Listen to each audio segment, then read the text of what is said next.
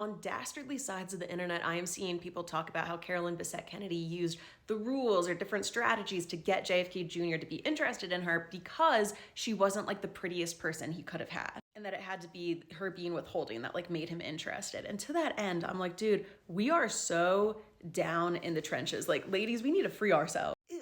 Like, you're basically saying when you say that you have higher standards than JFK Jr. when it comes to an attractive woman. And some people are like, yeah, she was like pretty, but she wasn't like Madison Beer level. Who needs to be? It's like, take a look in the mirror and think about how high your standards are for yourself and for other women and how crippling that must be. If you think that Carolyn Bessette Kennedy, what like her looks weren't enough to reel him in. If she was factually attractive enough for like the most eligible bachelor at the time to want to marry her, and that is not good enough for you or somebody on the internet who thinks that like she's not a perfect 10, you got to step away from the internet for a bit and like all of the filters and all that stuff.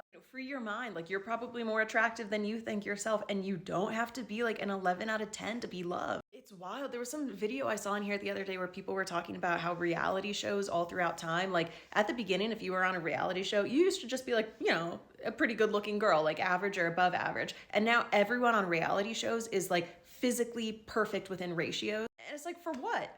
For what? Like, take it from him. You got to be good looking, but you don't need to be like physically perfect on every single like level to every single angle. It's a prison, and I feel like it gets you nowhere, almost in the same way that people talk about money, where it's like once you have, I don't know, they're like, once you have $2 million, then you're happy. Anything above that doesn't increase your happiness. I think it's the same with beauty, like, yeah, take care of yourself, get yourself to a level that you're happy with. But like the things I'm seeing about her are so freaking nitpicky. And once you get into nitpicky territory, it's like, for what? Like, free yourself.